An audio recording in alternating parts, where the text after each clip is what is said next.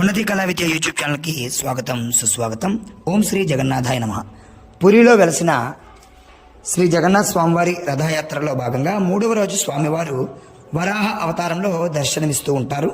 అయితే ఈ వరాహ అవతారం గురించి ఇప్పుడు సంక్షిప్తంగా తెలుసుకుందాం. విష్ణుమూర్తి దశావతారాల్లో 3వ అవతారం ఈ వరాహ అవతారం. శ్రీ వరాహమూర్తి, వరాహ అవతారం, వరాహస్వామి ఇవన్నీ ఈ శ్రీ మహావిష్ణువు యొక్క 3వ అవతారాన్ని వర్ణించే నామాలు. ఈ దశావతారాలలో 3వ అవతారమైనటువంటి ఈ వరాహ అవతారానికి మహాలక్ష్మిని సంబోధించే శ్రీ పదాన్ని చేర్చి శ్రీ వరాహమూర్తి అని కూడా అంటూ ఉంటారు. హిరణ్యాక్షుణ్ణి చంపి ఉద్ధరించి వేదములను కాపాడినటువంటి అవతారం ఇది. తిరుమల కొండలపై మొదట వెలిసిన స్వామి వీరే. వీరి అనుమతితోనే వెంకటేశ్వరుడు అక్కడ నివాసం ఏర్పాటు చేసుకున్నారని ప్రతీతి ఉంది. ఈ అవతారంలో స్వామివారు మహాశోకరంగా దర్శనమిస్తారు.